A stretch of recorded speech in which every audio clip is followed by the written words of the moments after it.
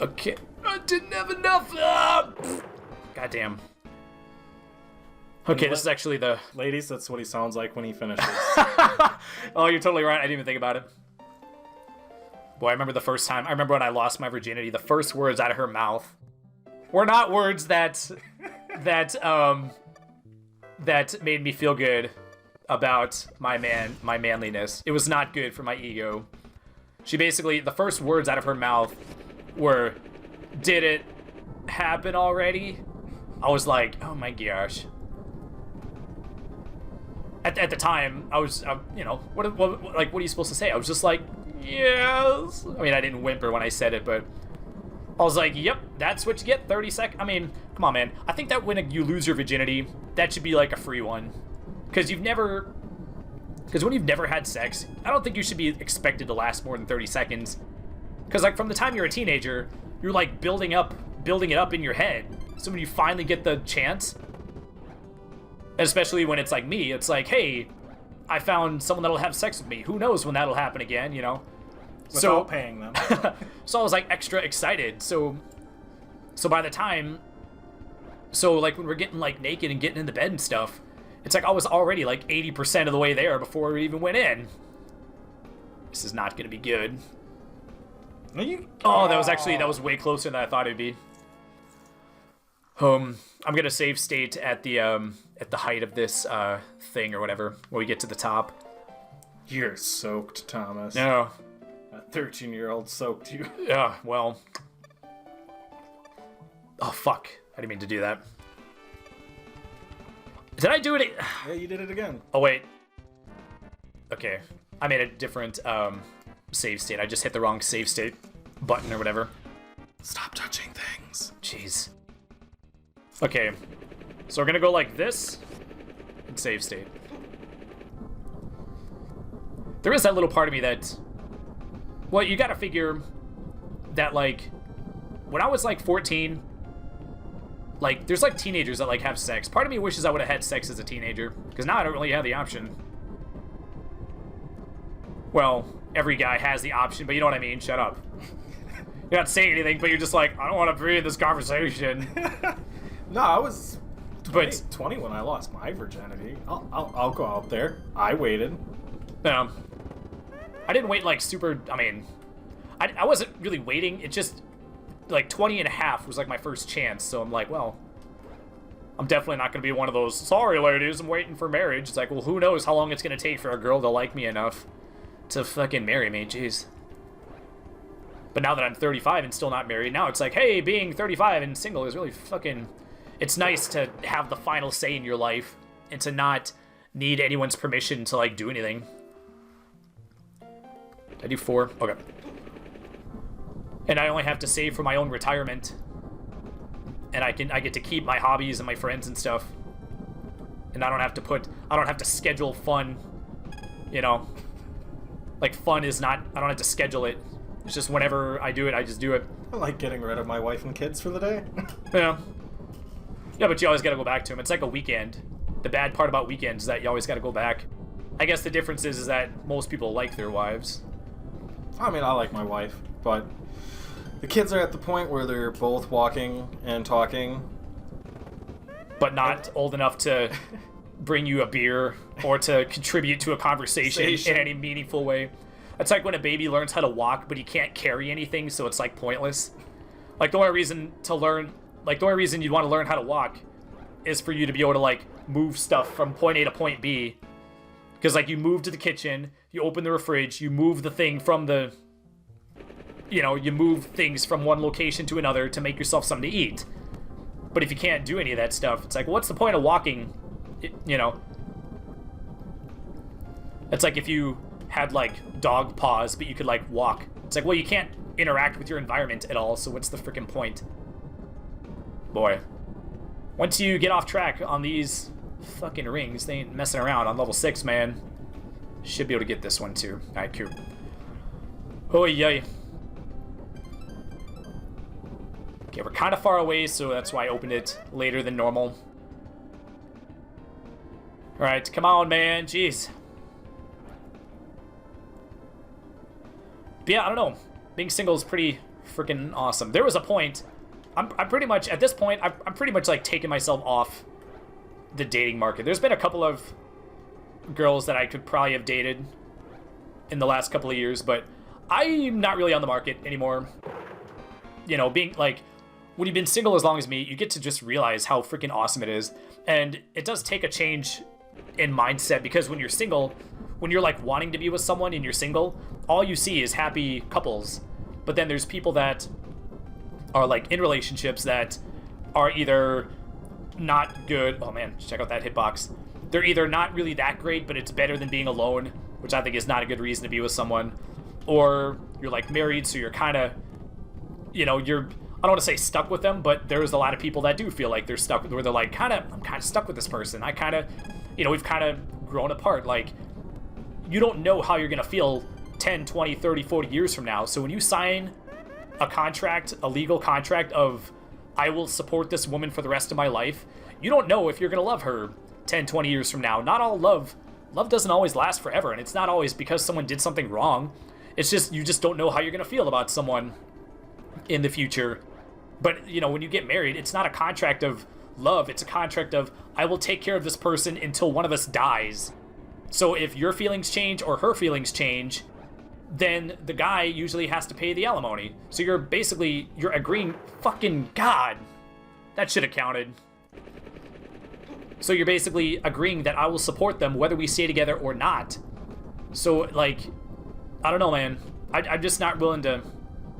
I just like having the freedom to just be like... To just not... I don't know. One, I don't want to have the government involved in my relationships, you know.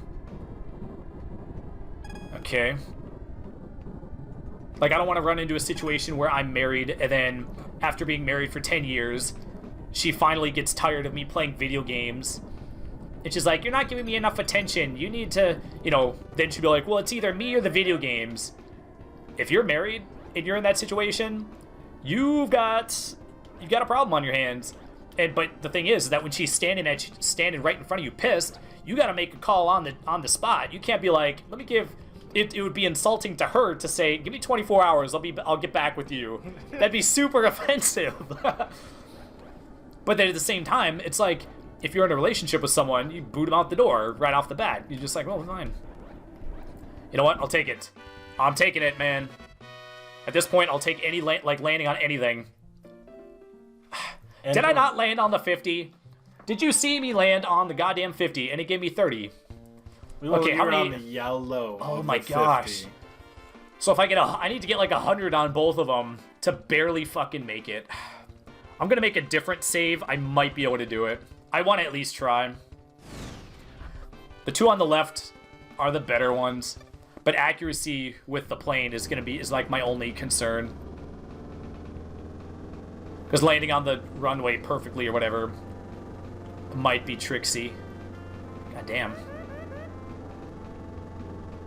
But I don't know, just having the final say in your life, you can't really put like a price on that. But basically what it boils down to is, I'm not trying to like talk you out of marriage, I'm not trying to, you know, but like with me, I'm just talking about myself. Like, marriage does have benefits, but you gotta keep in mind that like, oh jeez, any benefit that the man gets from marriage can be taken by the woman at any time, for any length of time, for any reason or no reason. She could just say, you're not getting any sex, ever, you know. If she says that and you're married to her, guess what? You know, alright, that obviously wasn't good enough.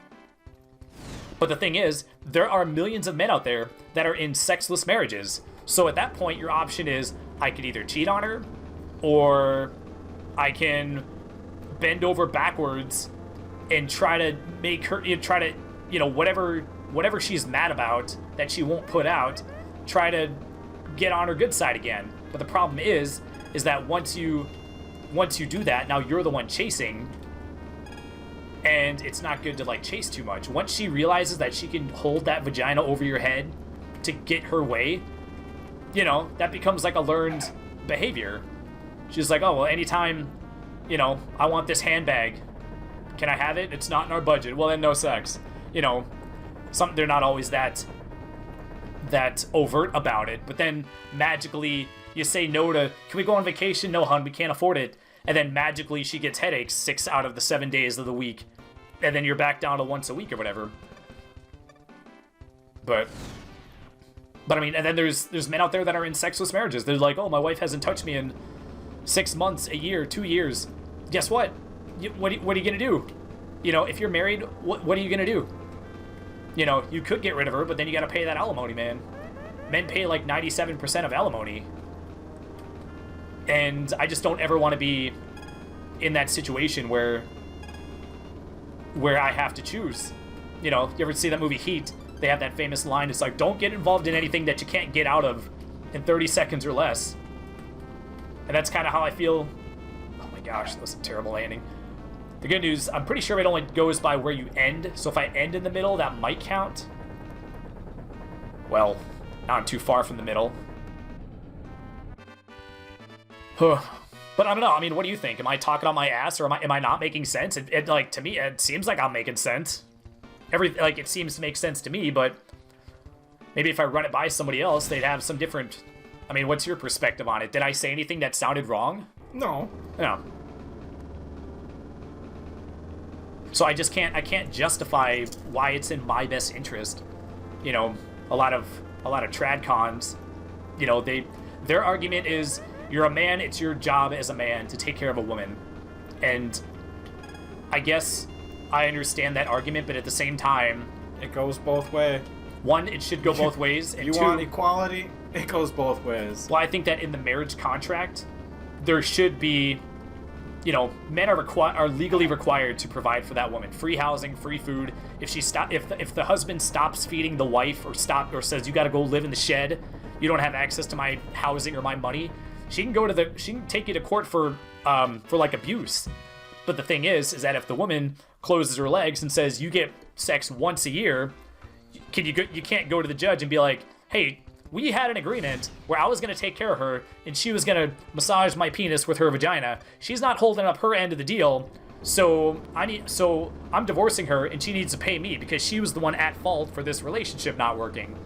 But then, you know, women are not obligated to provide anything in a marriage. If she decides that she's going to gain 100 pounds every year for the next 5 years and stop bathing and stop putting on makeup, if she just decides that, and you're married to her, what are you going to do? There's nothing you can't force her to do anything. Or if she decides that she's like, oh, you know what, I'm done cleaning and cooking. I'm done giving you foot rubs. I'm done, you know, I'm just going to lay in bed on my phone all day, every day. And what do? You can't, you know, if you divorce her, then she's still going to take alimony. Because she's entitled to it for having a vagina. Well, that's why I left one of my ex-girlfriends, was like her mother made the comment. It's like, well, what you're getting for your paycheck, you should set aside so she can budget it, so she has enough spending money on the side. And I was just like, no, that's not how it works. I'm the one working here. She's not. Packed my stuff up and left. I mean, technically, once you... I think the argument could be made that once you're married to someone, it sort of becomes, instead of, you know, your car, my money, your money, even if one person makes significantly more than the other, I am inclined to believe that once you're married, your money is both of y'all's, even if one of y'all makes more than the other. Because everything... My God, the wind is so strong, man. That's why I'm having a hard time with this landing.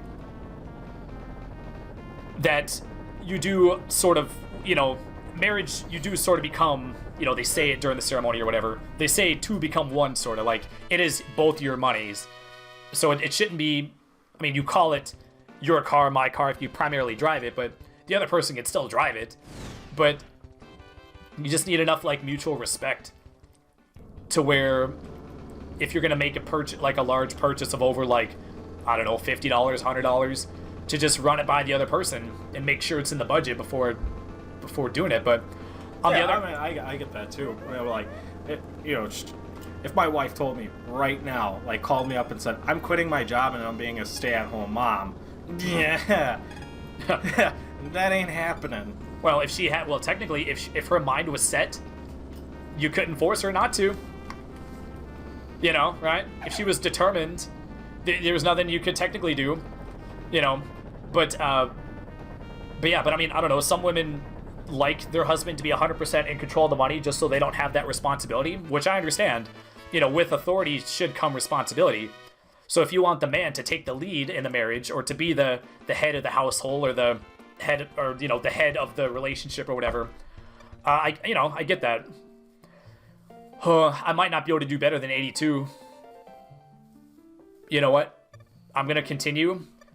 Maybe if I can get a bonus round, maybe I can salvage this.